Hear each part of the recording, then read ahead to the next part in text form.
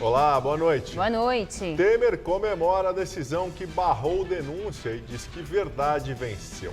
O presidente fala ainda que Brasil não parou apesar de suposta crise política. Polícia Federal afirma que ex-ministro Henrique Alves comandou esquema de corrupção mesmo depois de preso.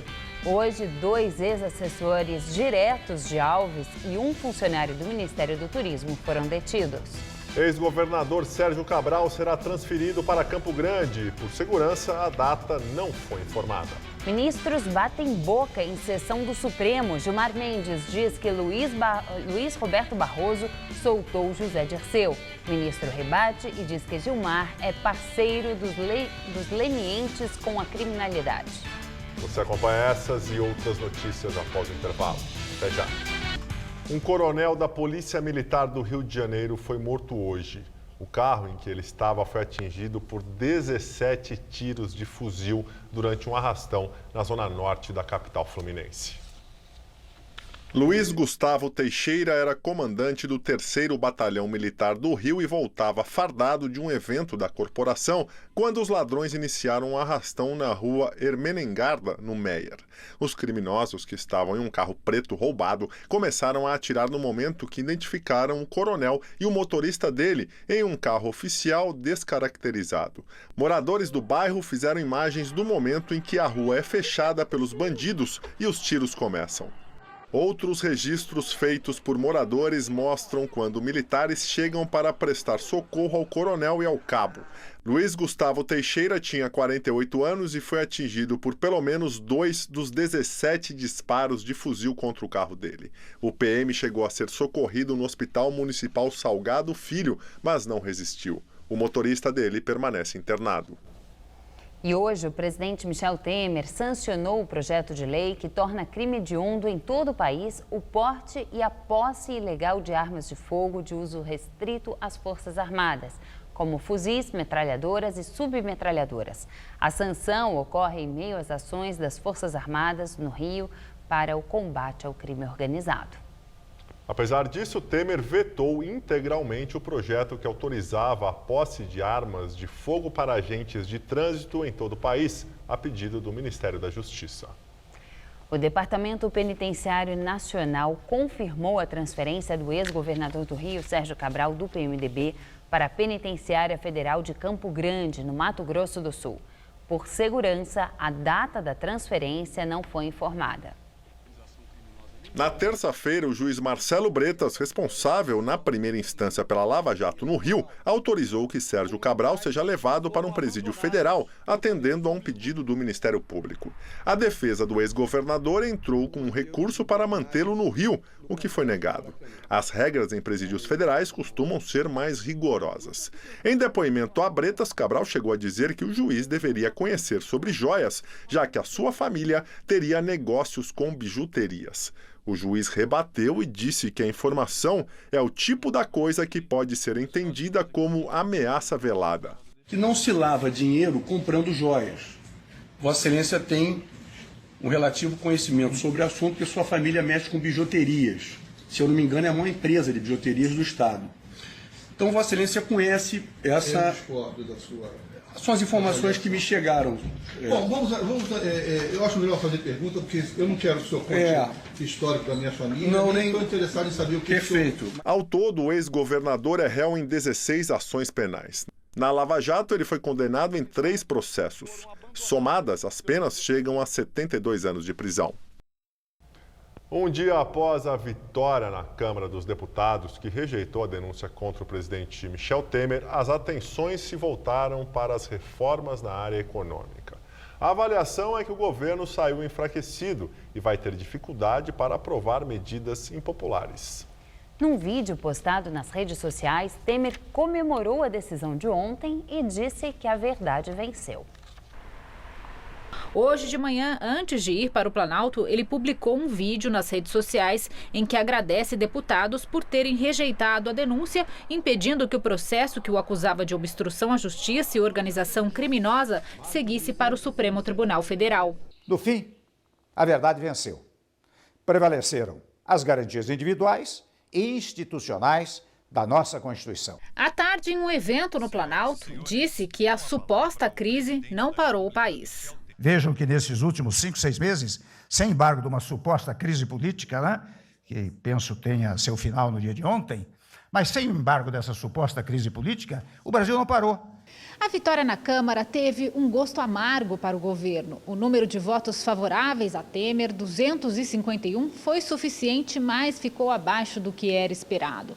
Durante as últimas semanas, o presidente se empenhou pessoalmente no corpo a corpo com deputados. As negociações incluíram nomeações, liberação de emendas parlamentares e a aprovação de grandes descontos em impostos e multas. Na avaliação de aliados, a vitória mais enxuta tem relação com solicitações que não foram atendidas. Temer teve 12 votos a menos que na primeira denúncia em agosto, quando era acusado de corrupção passiva. Mas a avaliação é que o governo saiu enfraquecido e que terá dificuldades para aprovar as reformas, como a da Previdência, através de emenda à Constituição. Para uma PEC ser aprovada, são necessários 308 votos. O presidente da Câmara dos Deputados, Rodrigo Maia, do DEM, disse que Temer terá que reorganizar a base. Agora, nós temos uma base hoje muito sofrida. Então tem que se reorganizar a base. Não adianta ficar falando mal daqueles deputados dos partidos da base que votaram contra. Não adianta ficar dizendo quem não votou com o governo, então não pode estar mais próximo do governo, porque isso vai nos inviabilizar em votações importantes das reformas. Agora vamos ao comentário de política com José Neumann e Pinto. Duas pequenas lições a serem aplicadas pelo Temer depois da vitória na Câmara. A primeira é a seguinte: a saúde do presidente é um assunto de interesse público. O presidente não pode ficar se escondendo e deixar que a imprensa dê notícia sobre a sua doença, mas tem que dar esclarecimentos ao público. A segunda, e mais importante, é que, depois disso tudo, ele precisa dar explicações à sociedade. Esse negócio de ficar fazendo o que a Dilma fazia, o que o Lula fazia, de fazer fala do trono sem se explicar, sem dar justificativa, sem responder a pergunta de repórter, isso é um absurdo. Isso não é coisa de democracia. Isso é coisa lá para o Partido Comunista Chinês. O Temer ficar falando como se fosse um adolescente em redes sociais, tentando imitar o outro presidente com T, que é o Trump, é um absurdo. Ele tem que convocar entrevistas coletivas, tem que falar para a sociedade, porque, afinal de contas, ele tem 3% de popularidade e tem 14 meses de governo pela frente. Além disso, tem que distribuir de uma forma adequada notícias sobre sua saúde. Ele é um homem de 77 anos e tem que melhorar a comunicação do Palácio, que é uma droga. Bom, eu volto terça-feira que vem, direto ao assunto. Inter. Um grupo de estudantes invadiu agora à noite o prédio da Presidência da República, aqui em São Paulo, na Avenida Paulista.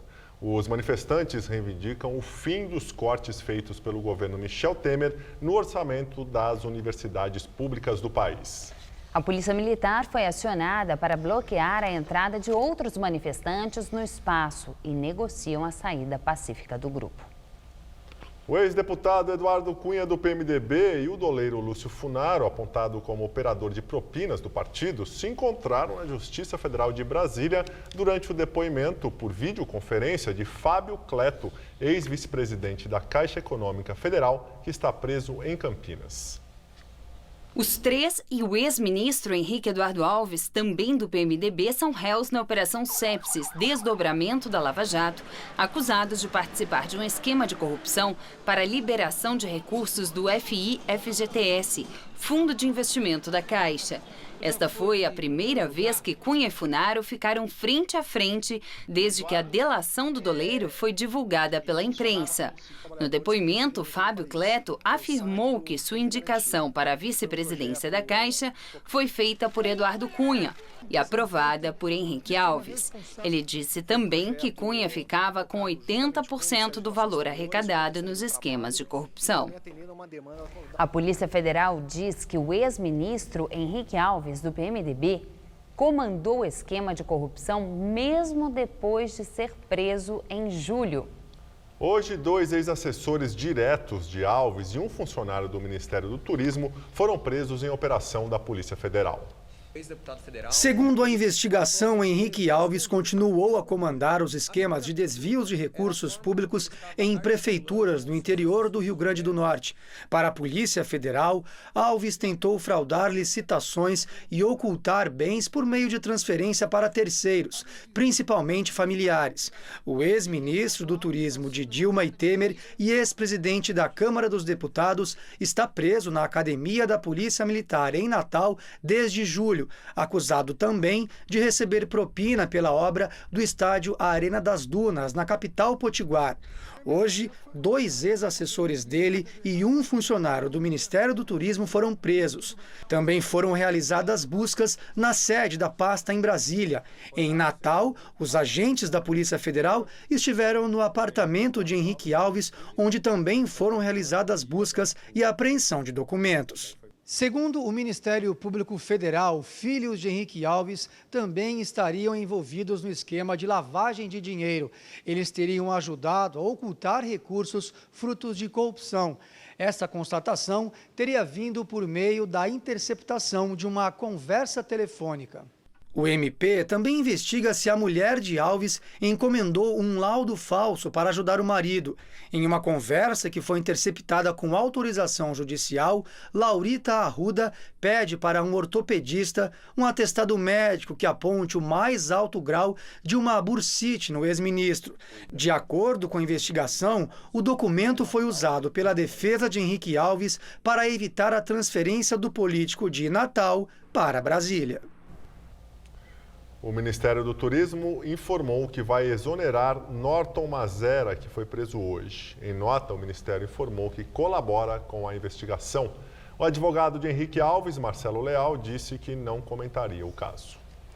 Depois dos temporais que atingiram a capital paulista nesta última madrugada, o sol predominou durante o dia, mas voltou a chover. E segundo a meteorologia, a chuva vai continuar por aqui nesses próximos dias. Vamos ver os detalhes da previsão com Mariana Armentano.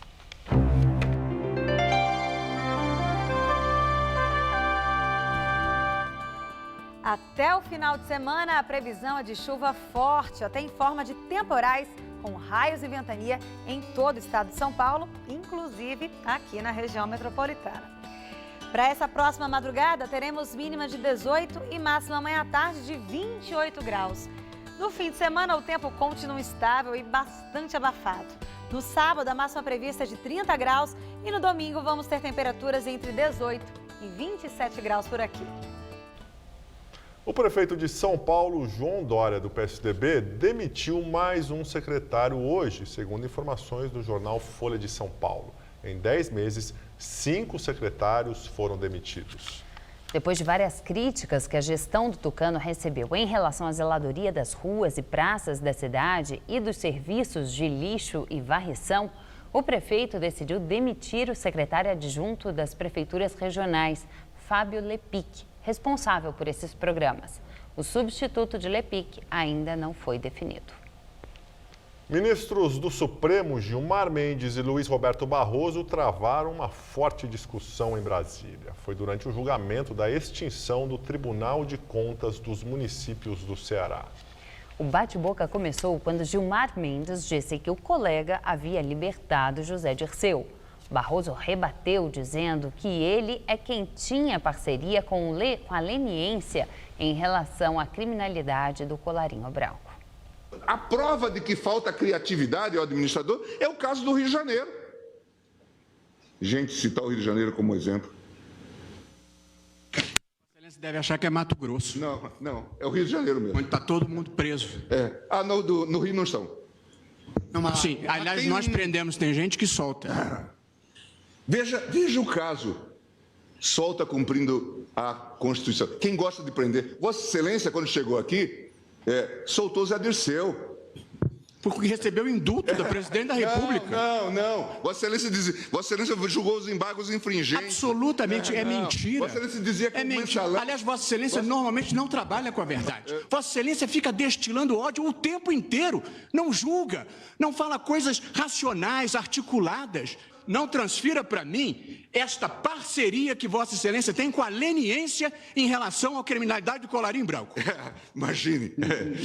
Ministro, eu peço por gentileza, estamos no plenário de um Supremo Tribunal e eu gostaria que vamos voltar.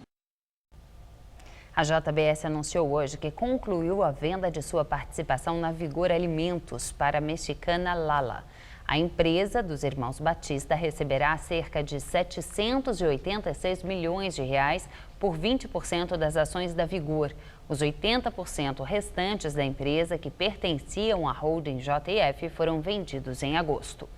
O valor total do negócio foi de 4 bilhões e 300 milhões de reais. Segundo um comunicado da JBS, parte dos recursos obtidos com a operação será utilizado para amortizar as dívidas. Integrantes da equipe econômica do governo Michel Temer já trabalham no novo desafio da base aliada, aprovar a reforma da Previdência. Em Brasília, o ministro da Casa Civil, Eliseu Padilha, voltou a defender a votação. E em São Paulo, o ministro da Fazenda, Henrique Meirelles, também reforçou que o governo tem pressa para definir as novas regras. Apesar do discurso insistente de corte de gastos públicos, o ministro da Fazenda minimizou os mais de 30 bilhões de reais gastos em emendas parlamentares concentradas na véspera das duas votações das denúncias envolvendo Michel Temer.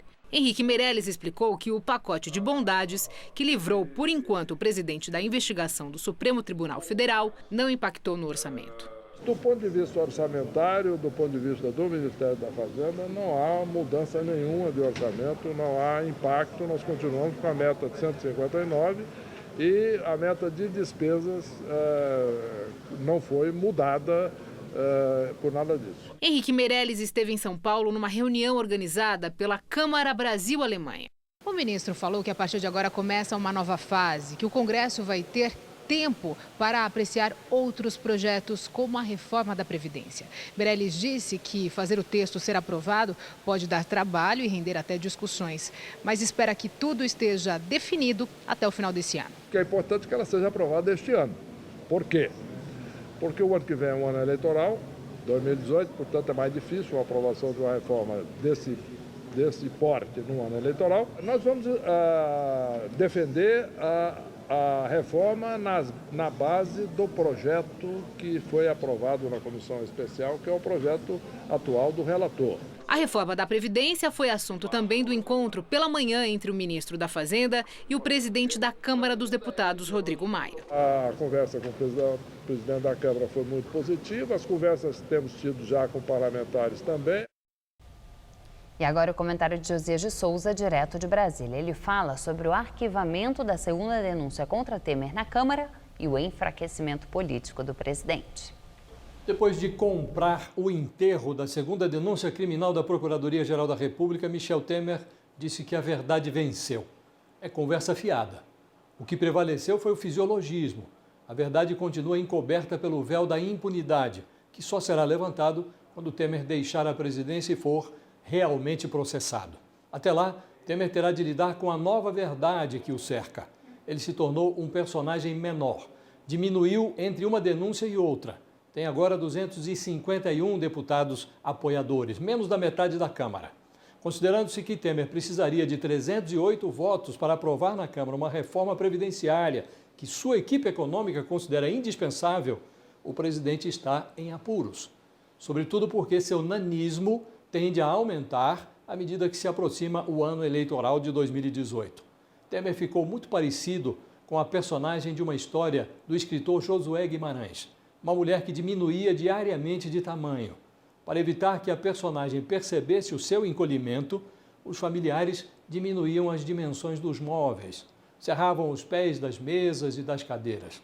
Se não conseguir concluir suas reformas econômicas, Temer chegará ao final do mandato dormindo numa caixa de fósforo. Ele dirá que está tudo normal, mas estranhará o curioso fenômeno que transformará seu filho Michelzinho num gigante.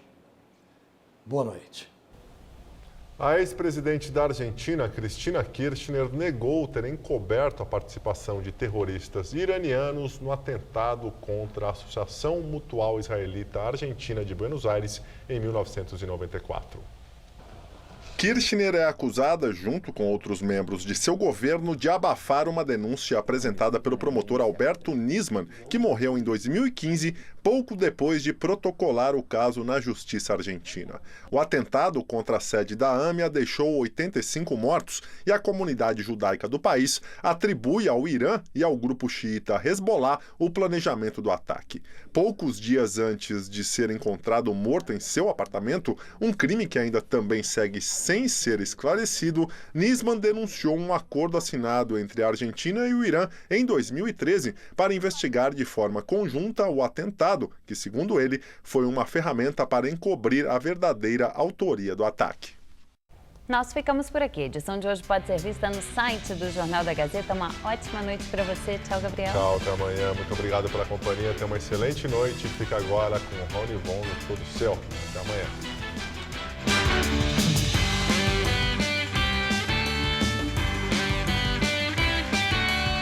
A dupla Mariano e Adriano solta a voz na festa sertaneja desta sexta, 10h30 da noite. Assista agora Todo Seu.